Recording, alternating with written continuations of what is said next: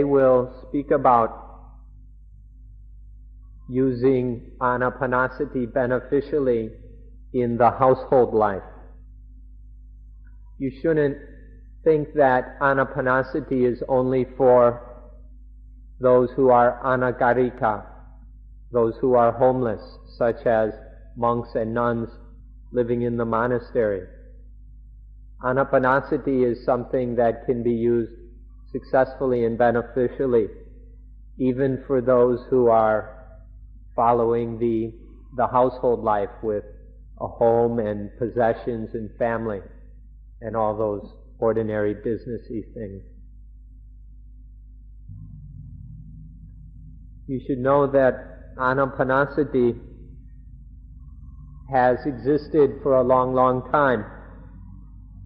It has existed in the form of an art or as a form of culture since long, long ago, way before even the Buddha's time.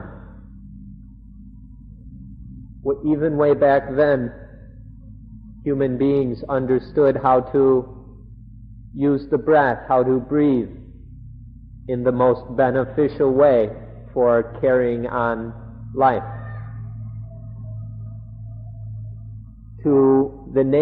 The most concise name for this is called breath control or pranayama, which has been studied and practiced since before the Buddha's time and then on over the centuries until even nowadays we are practicing it. Even long ago, ordinary people wanted to have a kind of breathing which was most beneficial. And they were interested in having a kind of breathing in the most correct kind of breathing so that they could sweep away any harmful moods or emotions which took over the mind.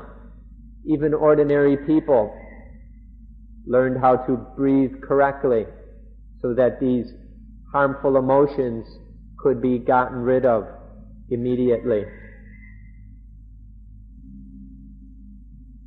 This knowledge goes back so far that we have to call it since immemorial times.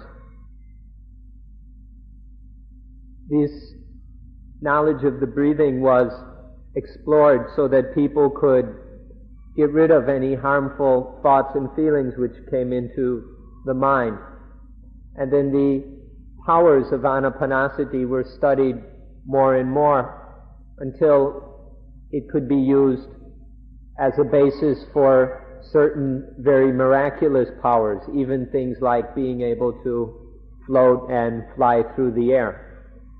This kind of study and knowledge became more and more well known until that even ordinary people were interested in using the breathing properly so that they could breathe correctly and be at ease and at peace at any time. And so, if certain kinds of feelings came over them, they could use the breathing to make it long and relaxed in order to sweep those feelings out of the mind.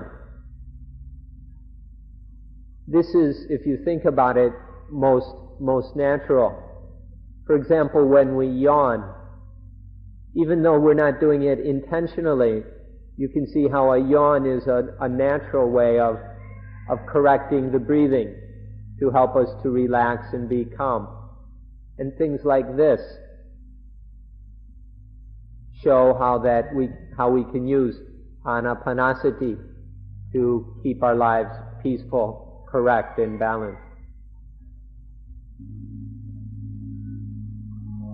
The Prince Siddhartha, who eventually became the Buddha, there's a story of how when he was only 7 years old, he was able to do Anapanasati. Even at the age of 7, he was able to develop this. And as it says in the book, there arose such strength of mind that he could keep the shadows from changing. The shadows made by the sun shining on trees or whatever. Normally these are constantly moving.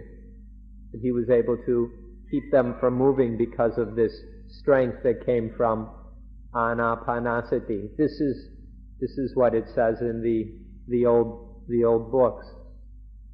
Or abilities like being able to make everyone present see something that isn't really there. All kinds of things like this are attributed to the strength and power that can come once Anapanasati has been developed correctly. And so it became very, very ordinary back in those days that even children could cultivate this. And then especially young men and young women would give attention to this so that their minds would be trained and further developed, and they would get the benefits of such well-developed minds. Back then it was quite an ordinary thing.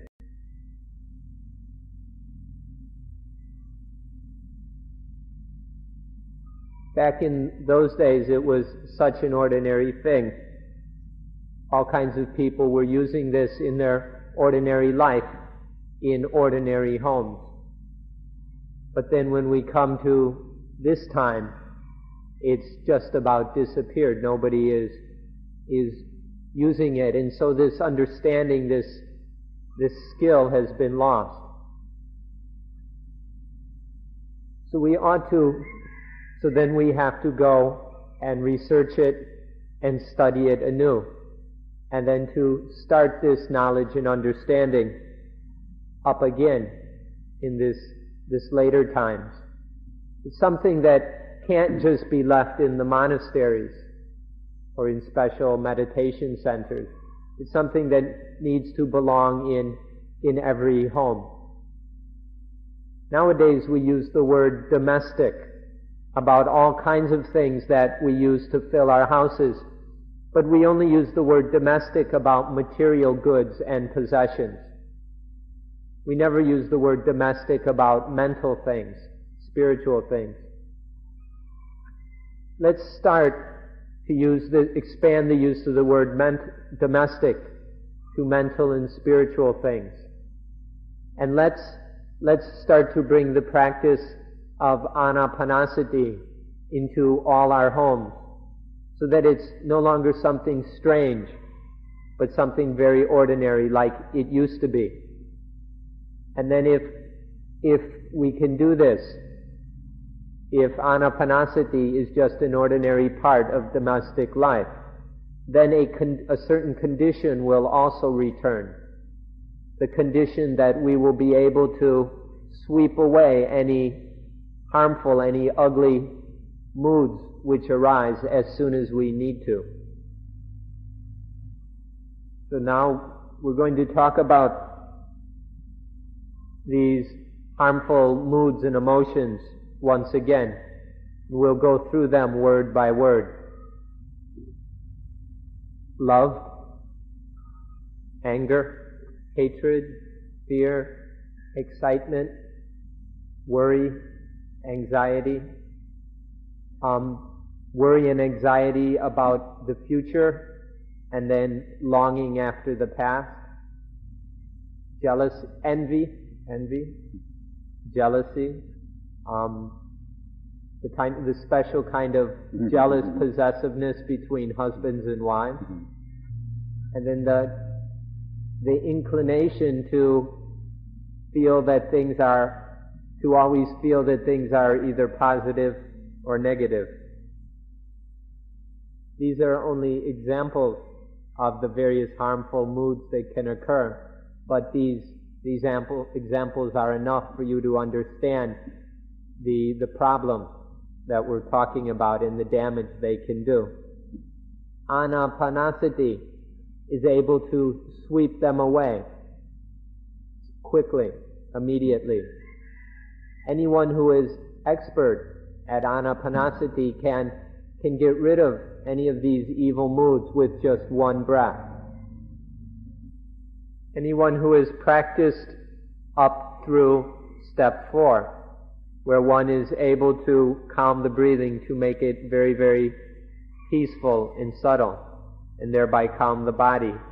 Anyone who is expert at this will be able to calm away any harmful emotion just with one breath, just one in-breath, and it can be swept away, calmed away completely.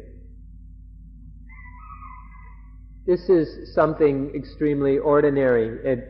It can happen naturally without our even doing so intentionally.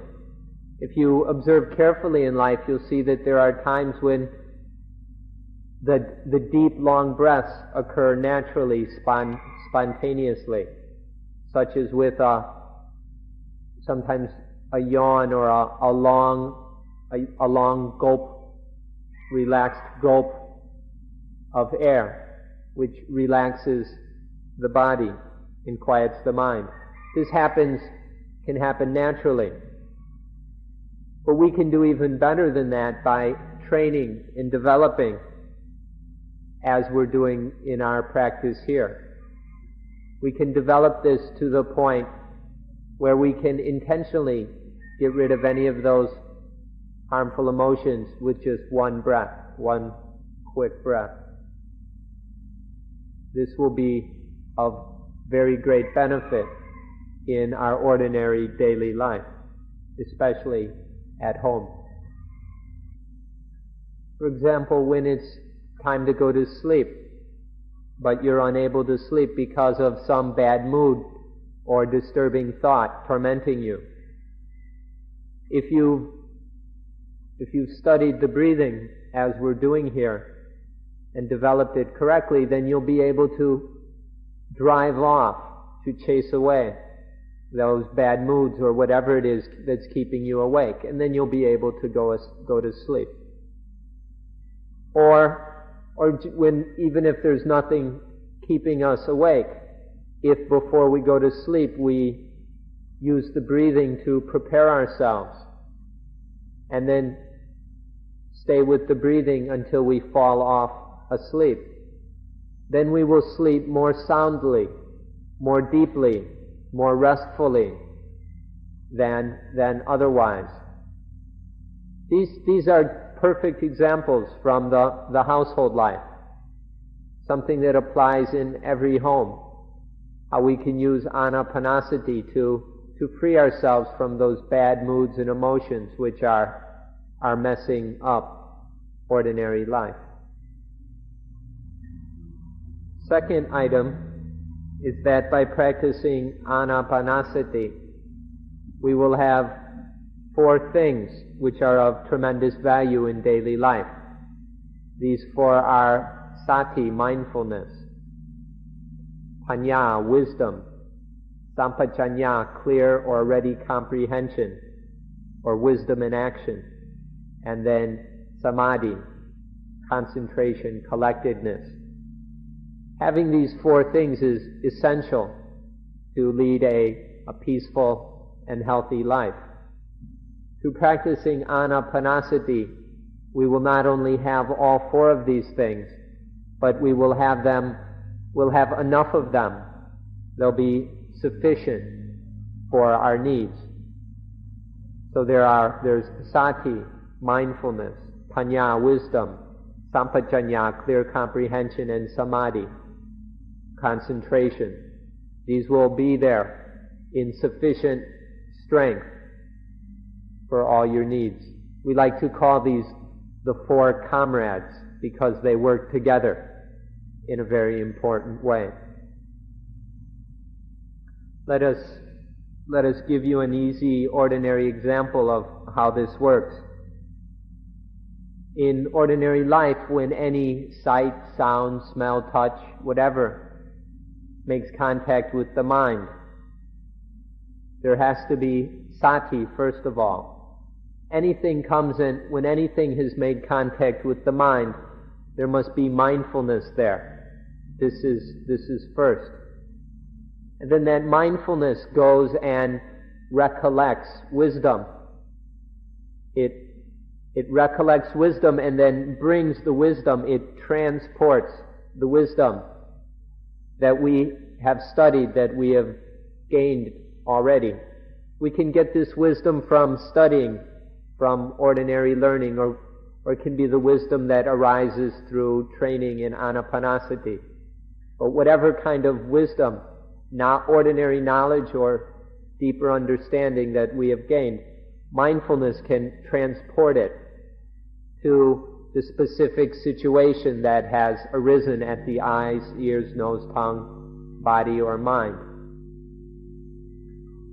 When it's just general stored knowledge, we call it wisdom, panya.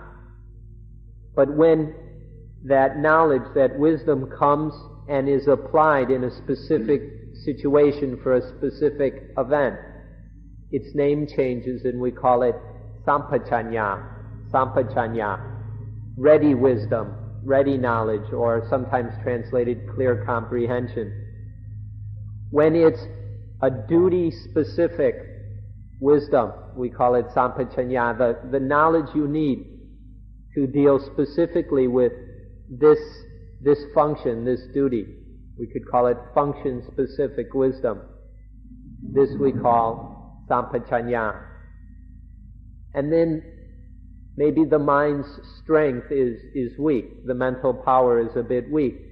So then there must be samadhi, concentration, must come in and support these other factors with its strength and power.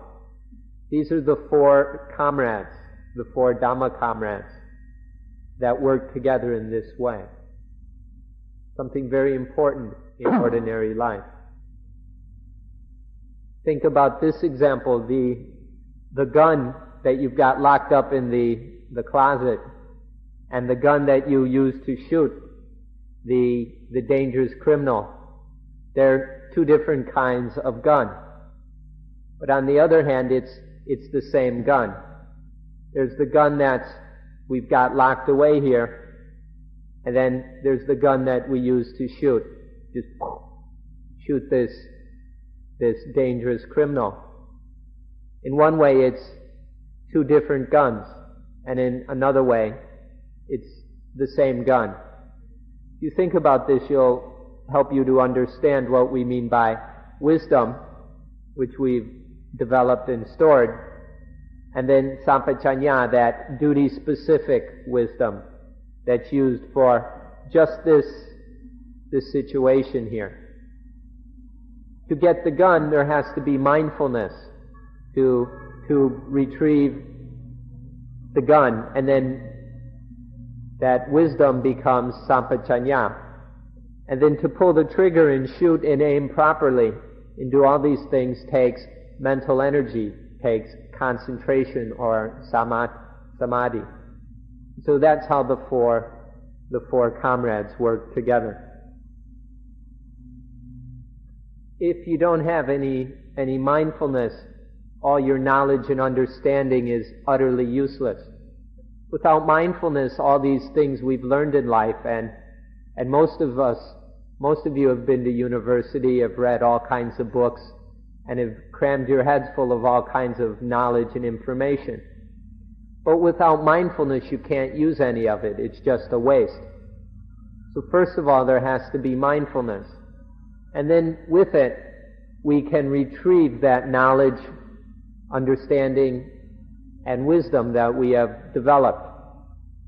And then it's that function or duty-specific wisdom that we call sampachanya. And then sufficient energy is provided by samadhi. Enough energy that we can penetrate the problem. There's all these problems facing us in this busy modern world. This world is full of all kinds of things coming to trouble us. And so we need this mindfulness and this wisdom, and then have to apply it correctly to the situation as sampachanya, and then enough mental strength to penetrate and pass through the problem. These four comrades are essential in modern life. The more complicated, the more developed that modern life gets, the more that these things are necessary. Without them, you'll have great difficulty surviving. So through training in Anapanasati, we develop these 4 comrades so that we've got them in sufficient strength to use them in our ordinary daily life. In practicing the first stage of Anapanasati regarding the body, the kaya, then we develop quite a bit of sati and sampajanya regarding the body and just ordinary physical matters. And then through practicing in the other stages, this sati and sampajanya is developed further and further so that it can be used regarding all kinds of things.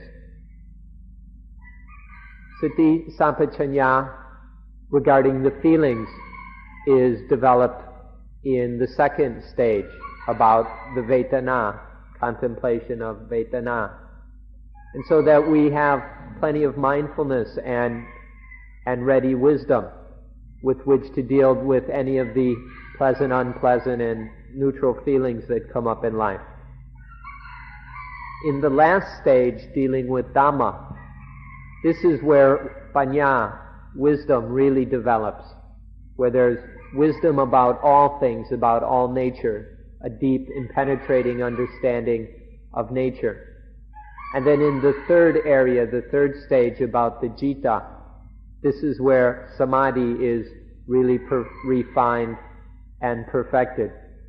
If we train in all 4 areas sufficiently, then these 4 comrades will have them more than enough. There will even be plenty left over of these 4 comrades if we've trained in all 4 areas of Anapanasati. Imagine a person, and there's lots of them who've studied at many universities, and then so they've got a long tail of diplomas wagging behind them. And they've got all this knowledge and all this wisdom they've stored up. But that's all they've got. They've got piles and piles of wisdom, but they don't have it. If they don't have any mindfulness, it's all just a waste. And this is the situation we've got in the world. We've got a modern education where we get a lot of intelligence, knowledge, information, just a bunch of wisdom, but no mindfulness, no ready wisdom, no applied wisdom, and no samadhi. And so we've got all this knowledge, this wisdom flooding our minds, and we're not able to use it because our education is incomplete. We need to have a kind of education that is complete, that develops all 4 of these comrades. And then if we also develop mindfulness and sampajanya and samadhi, concentration, then all that wisdom we've picked up, all that understanding will become useful. Now it's useless, it's meaningless, it's just stored away. It doesn't do any good. In fact, it often is even worse. It often is merely a bunch of cleverness. All this intelligence can become just clever. And often it rebels. Without mindfulness and wisdom in action and samadhi, all this knowledge can rebel and lead to all kinds of craving, attachment, all kinds of out-of-control thoughts, defilements, and of course, a lot of pain and misery. So we need to have correct, complete, balanced education that not only develops wisdom, but that trains mindfulness, duty-specific wisdom, and samadhi. The third item is that we will have sense organs which are much more powerful than ordinary. We'll be able to see things, hear things, smell things, and so on, in a way that's much more sensitive, much more receptive, much more powerful than ordinary. With mindfulness and wisdom in action, with concentration, the sense organs will function in a very efficient, a most efficient way, and their abilities will be greatly expanded. There's a secret here that you probably haven't even realized. You may not even be aware that these sense organs of ours are tremendously inefficient, or the way they are ordinarily. When we say they're inefficient, what we mean is that we look, but we don't see. We listen, but we don't hear. And the same with all the rest. We look at things, we look at them, but we don't really see them deeply. We don't really see them truthfully, profoundly. There's not enough mindfulness and ready comprehension to really see things as they are. We listen, but we don't have the mindfulness and sampajanya to really hear. And in this way, our sense organs are tremendously inefficient. We're not using their capabilities nearly as much as we could. This is something that should be understood, because through Anapanasati we can have the sati and sampajanya to use these sense organs most effectively, most efficiently, so we really see, really hear, really smell, and so on. You ought to increase the efficiency and the power of your sense organs, these eyes, ears, nose, tongue, body, and mind. You ought to develop them through Anapanasati, developing sati, sampajanya, and so on, so that these sense organs will be most effective. And that will help you to cope with this tremendously busy, chaotic world of ours, in which things are moving so fast, happening so quickly, that we can barely keep up. If we develop these eyes, ears, nose, tongue, body, and mind so they're most efficient, then we'll be able to deal with all this modern chaos and confusion. Please give attention to this. The fourth item is that we can have happiness immediately, as soon as we want it, as soon as we need it. Any time, any place, any situation where we need some happiness, we can have it immediately. Don't have to wait even a second.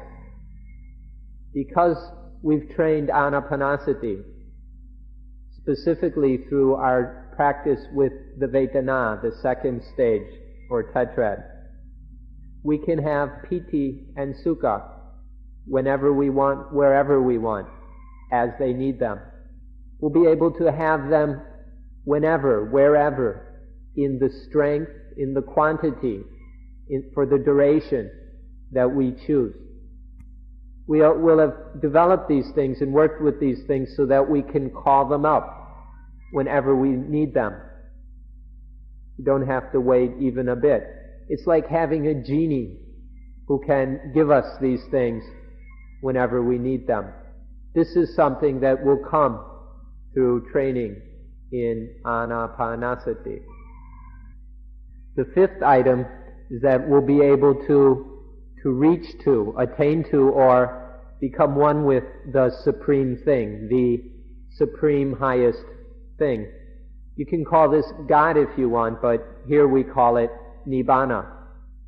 Through Anapanasati, we come closer and closer and closer and closer to the supreme thing, to Nibbana, until we penetrate into and are one with it. Through Anapanasati, you can be one with God or one with Nibbana, one with this highest, this supreme thing, whatever we call it. We can get closer and closer until being one with it. This is the fifth item. To be, this thing, nibbana, is that which is above all suffering, all pain, all dukkha. To come closer and closer to this supreme thing is to be beyond all problems. In Dhamma language we say it's to be above the world, to be beyond the world, to transcend all the worldly conditions and the problems and the hassles that come with it. This is nibbana, to be completely free of all pain, all defilement, all dukkha. Through Anapanasati we can come closer and closer to this highest thing. This is how we can use Anapanasati even in daily life. This is not anything special that needs to be left in the monastery. This supreme thing is everywhere, even at home. And so we can use Anapanasati to come closer and closer to it, even in the household, until becoming one with it, even at home. So please have Anapanasati as a domestic thing. It's not something just for the monastery. You can have it to benefit you even at home, to protect you, to solve problems, to give up or renounce anything that we have to get rid of. It can help us in all ways if we have it as part of our domestic equipment. So in summary, we can say that we have almighty breathing. We have breathing that can be used whenever we need it. We can call on it to do whatever task we need it to do. And so we call it almighty breathing. This is our summary of the fruits and benefits of mindfulness with breathing. It's raining now, so we'll end the talk at this time. If you'd like to escape the rain, please go over to the theater, and then when the rain lightens up, Tan Subodha will lead you over to the meditation hall for a guided meditation sitting.